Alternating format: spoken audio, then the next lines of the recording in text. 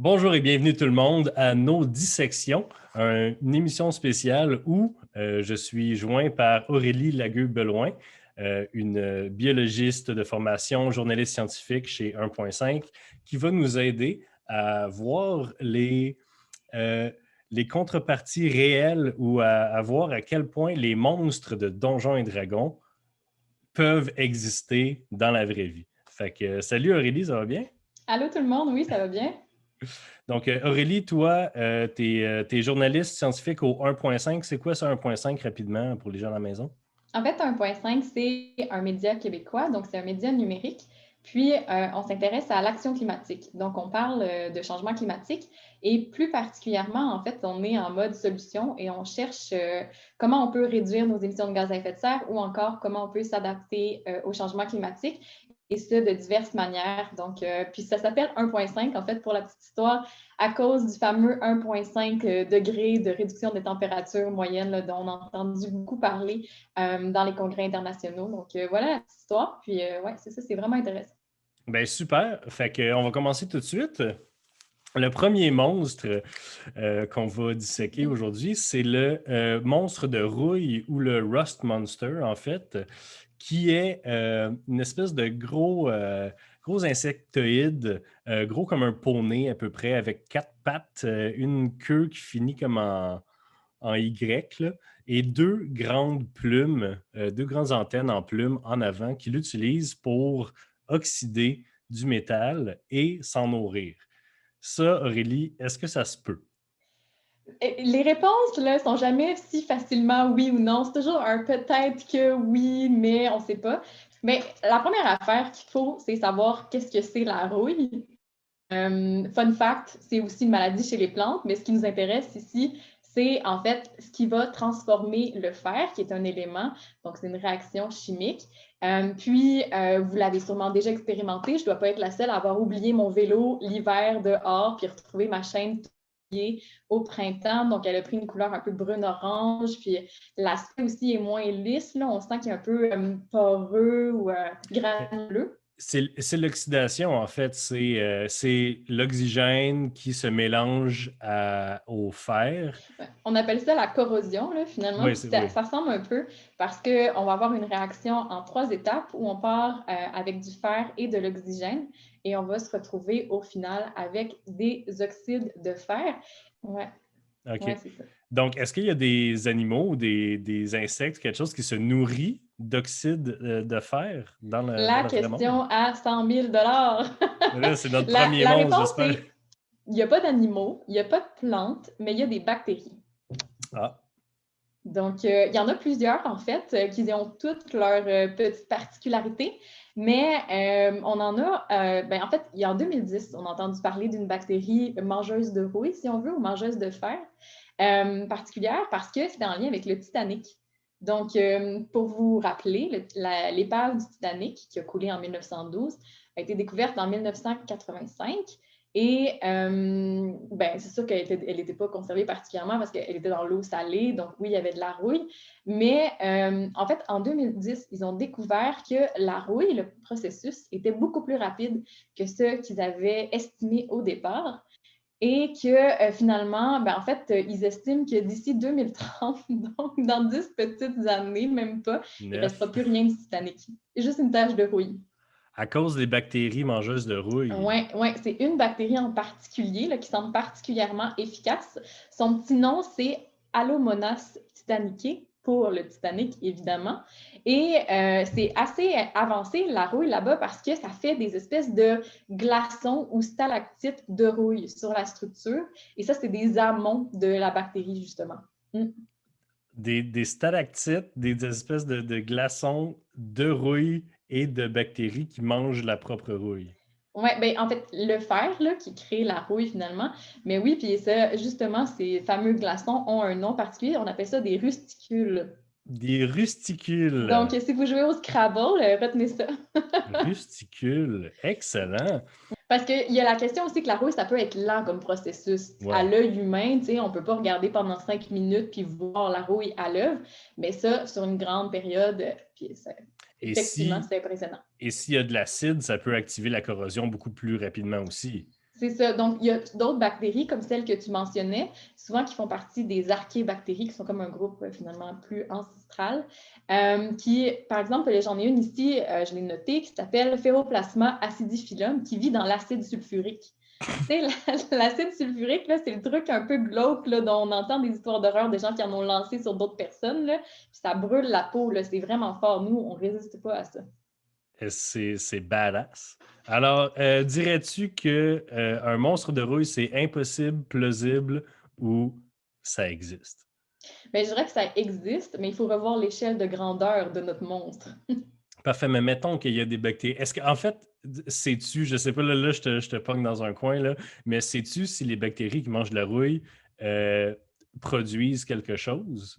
Parce que peut-être qu'il y a juste des bactéries dans la bouche, puis qu'ils les utilisent pour produire une espèce de relation symbiotique, là, tu sais. Mais ça dépend de chacune. Effectivement, il peut y avoir comme un produit à la fin, un peu comme avec la photosynthèse, tu sais, on transforme du CO2 pour faire de l'oxygène. Peut-être qu'il y aurait un bénéfice. Peut-être que c'est ça, dans la bouche des mangeurs de rouille, il y a des bactéries méga actives. Écoute, moi, je vais prendre ça comme au moins possible, en fait. Mhm. Super, donc on enchaîne avec le Flumph. Le Flump, ce classique disque sympathique, le Flying Spaghetti Monster de D&D. Donc, le Flump, c'est comme une soucoupe d'à peu près 2 pieds de diamètre.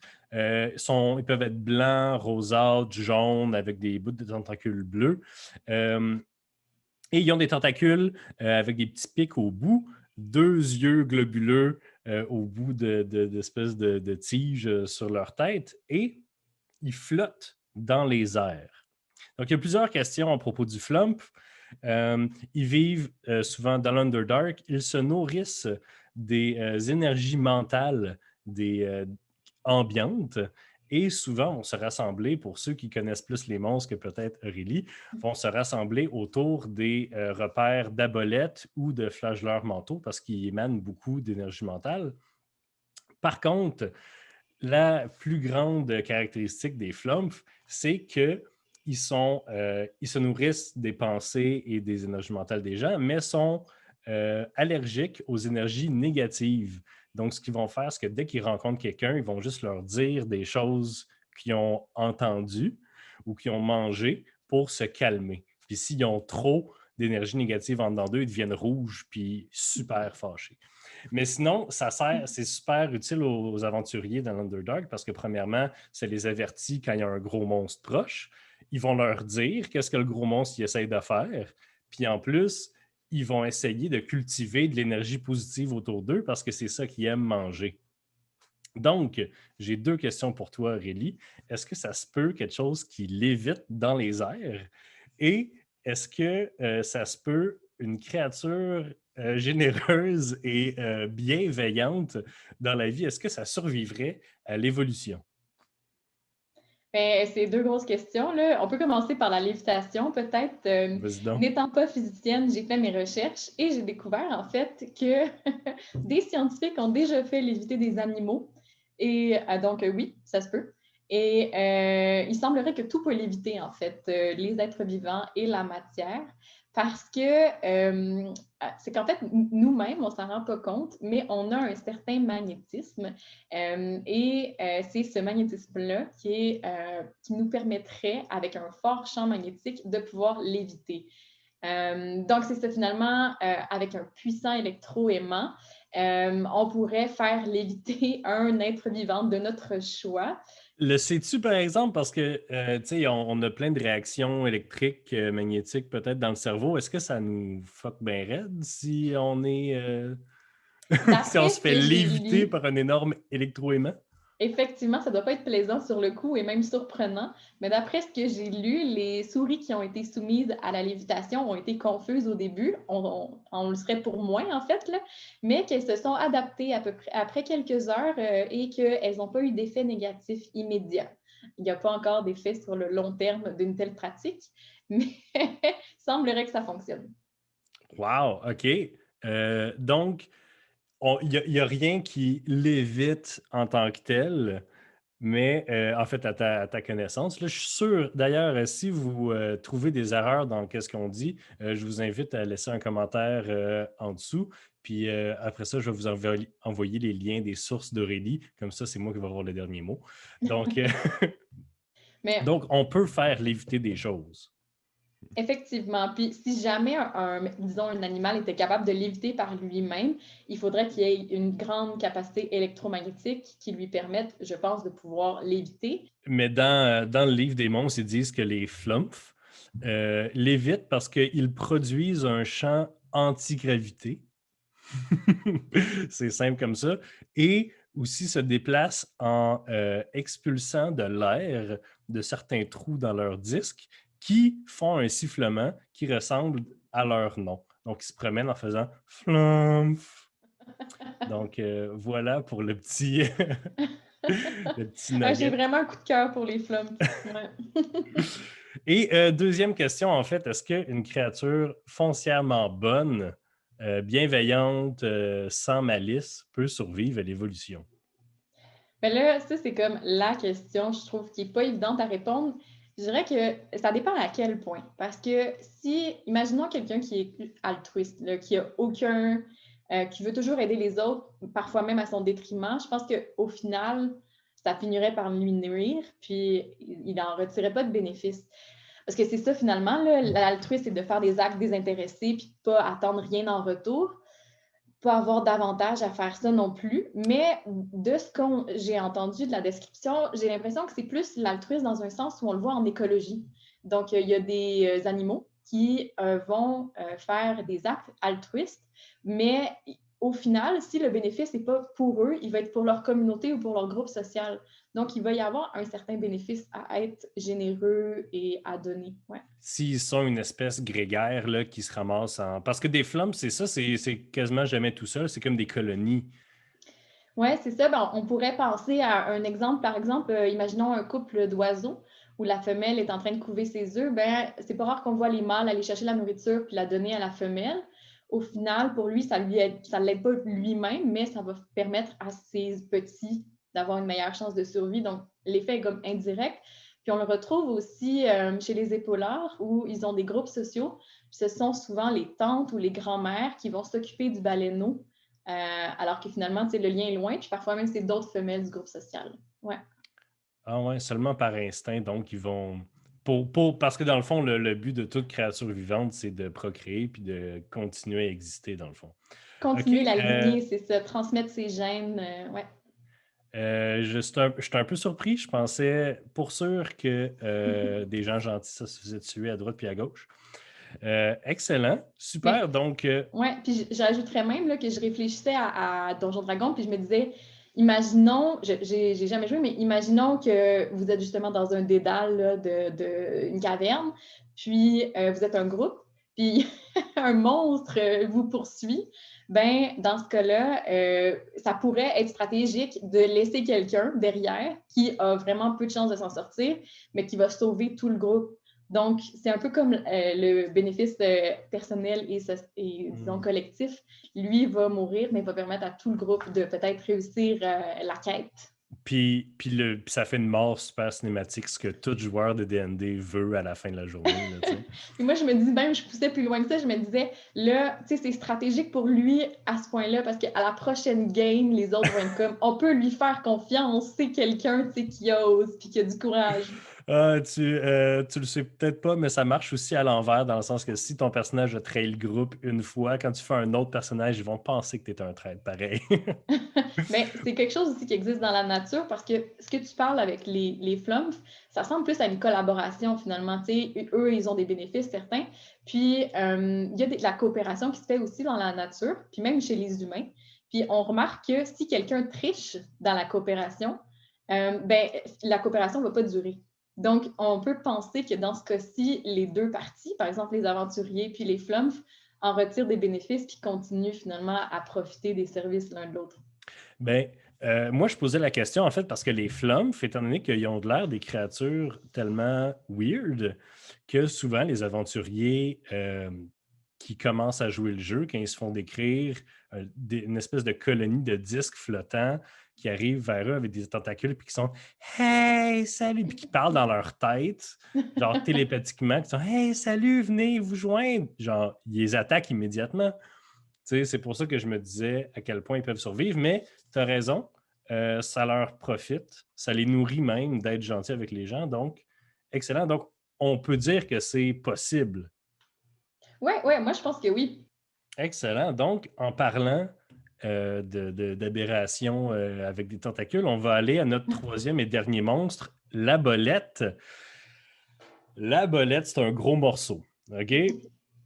La bolette est là depuis la première édition. C'est une espèce de baleine requin avec 3 yeux superposés, 4 tentacules, qui a des pouvoirs psychiques incroyables. Ce qui est vraiment cool avec les abolettes, en fait, qui les rend vraiment étrangers à notre réalité, c'est que leur mémoire est ancestrale. Ça, je ne te l'ai pas envoyé dans le bref, là. Donc, ils ont des mémoires ancestrales, donc ils se rappellent parfaitement de tout ce que leur ancêtre direct et jusqu'à la fin, jusqu'au premier abolette, en fait, a vécu. Et quand il mange quelqu'un, il ajoute aussi ces expériences-là à son cerveau. Et plus un abolette grossit, donc un abolette moyen, c'est à peu près 6 pieds de long et 6500 livres. Et ils peuvent aller jusqu'à 12 pieds de long quand ils deviennent anciens. Et ils ont une espèce de bosse sur le dos. Puis la bosse sur le dos qui devient immense, en fait, c'est juste leur cerveau qui continue de grossir par en arrière et qui devient la bosse sur leur dos. Fait que c'est ça, ils viennent de ce qu'on appelle le Far Realms, qui est comme l'espace sombre entre les étoiles. Donc, ça vient du temps où le fantasy et la science-fiction n'étaient qu'une seule et même chose. Donc, les abolettes sont super dangereux et surtout, il faut éviter de se faire pogner par un de leurs tentacules car ils sont couverts de mucus et ce mucus-là provoque une transformation chez les humanoïdes qui touchent, qui les transforme en espèces d'humanoïdes amphibiens. Donc, ils ne peuvent plus respirer. Ben, en fait, pas amphibiens, humanoïdes, poissons, qui ne peuvent plus respirer l'air, donc sont obligés de rester dans l'eau. Donc, même si la bolette cesse de les contrôler mentalement, ils sont obligés de rester là puis ils deviennent des esclaves de ces espèces de poissons psychiques-là jusqu'à ce qu'ils meurent. Donc, la question pour toi, Aurélie, est-ce que ça se peut de forcer une transformation chez quelqu'un d'autre?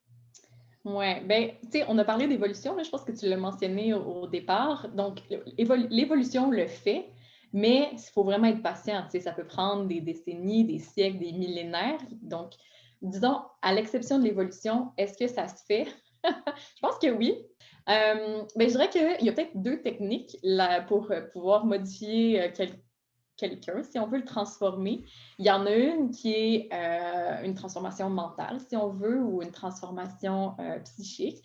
Ça s'appelle le behaviorisme. Sûrement, c'est peut-être un mot qui sonne des cloches. Les principes sont souvent proches du dressage pour les animaux. Donc, c'est quelque chose qu'on a déjà entendu. Puis l'idée dans ça, c'est de changer, de conditionner plutôt un comportement. Et souvent, on a entendu parler de Pavlov et de ses chiens qui faisaient du behaviorisme. Donc, il avait conditionné ses chiens à reconnaître, en fait, ses chiens salivaient en regardant de la nourriture, puis il les avait conditionnés à associer la nourriture avec un autre stimuli, puis là, ça lui permettait de pouvoir... en fait, les chiens salivaient au stimuli, puis aussi à la nourriture. Donc, c'est de là que ça nous vient. Puis aujourd'hui, ça, c'est utilisé en thérapie pour les gens qui ont certains comportements problématiques, qui, par exemple, des troubles obsessionnels compulsifs, des dépendances, ce genre de choses-là. Donc, disons qu'on est des gens non éthiques, puis qu'on décide qu'on veut transformer quelqu'un d'autre, on pourrait un peu jouer avec sa tête, puis faire qu'il va y répondre à certains stimulus pour pouvoir par réflexe un peu, puis ça va le changer, puis cette personne-là ferait peut-être des actions ou aurait des comportements qu'elle n'aurait pas normalement. Donc, le contrôle mental, mettons qu'on rajoute un saupoudrage de magie là-dedans, ça existe dans la vraie vie. Ça se pourrait. Après, je ne sais pas si avec les humains, parce qu'on a des relations sociales plus complexes, Mais disons, quelqu'un qui est en situation de vulnérabilité, je pense que oui, ça se fait sans problème. Là. En Donc, fait, ouais, ça devient dark, mais je pense que ça se fait à tous les jours. c'est ça, c'est ça. On est conditionné des fois sans même s'en rendre compte, là, mais je pense pas qu'on pourrait forcer quelqu'un à faire quelque chose contre son gré, mais certains petits comportements ou habitudes, oui, ça se fait. Donc, mentalement, tu peux changer quelqu'un. Physiquement, est-ce que ça se peut? Ben moi, je pense qu'on pourrait dire que oui, parce que quand on pense aux OGM, qui sont les organismes génétiquement modifiés, c'est pas mal ça.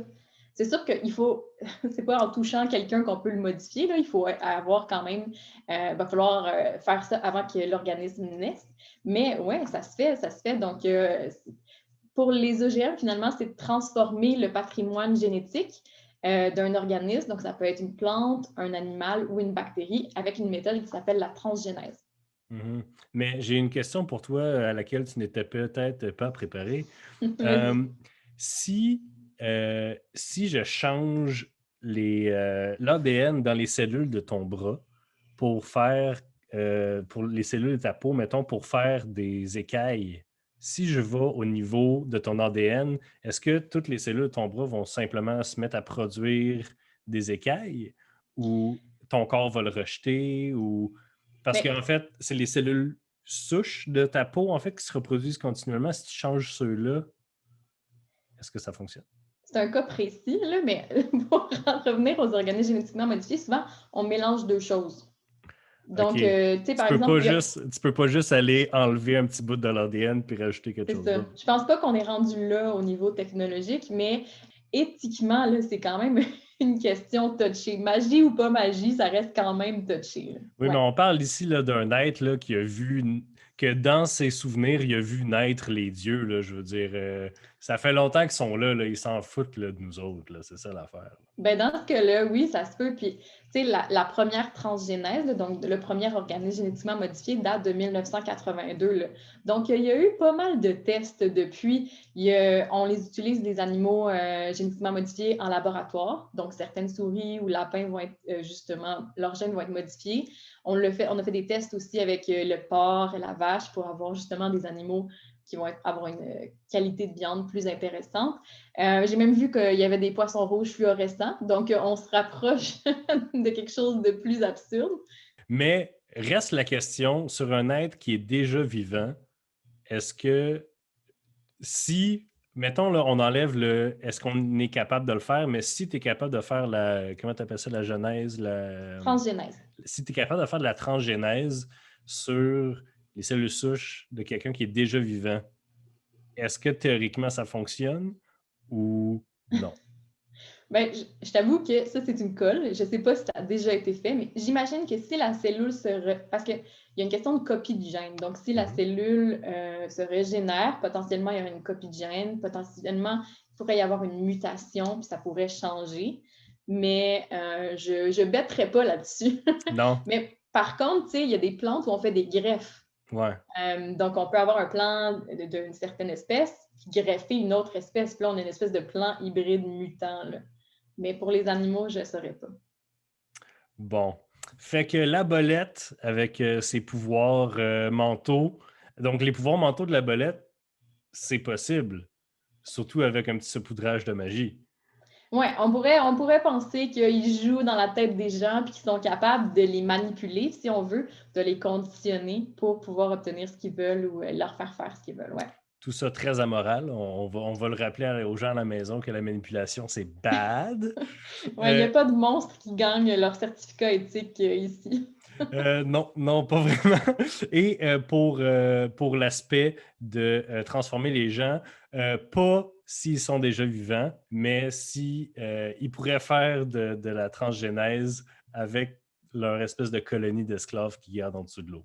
Oui, c'est ça. Peut-être que c'est des scientifiques, dans le fond, puis tu sais, ils sont en train de faire plein d'expériences, puis là, ils sont dans un mood aquatique. Ben, c'est. C'est dans un. Ah, aujourd'hui, je me ferais bien un humain grenouille, là, ou un humain saumon pacifique pour qu'il grandisse plus vite. Le goût va être meilleur, tu sais. Ben, merci beaucoup, Aurélie. Ça fait On plaisir. peut te lire sur 1.5, le média anti-changement climatique québécois, c'est ça? Oui, l'action climatique, effectivement.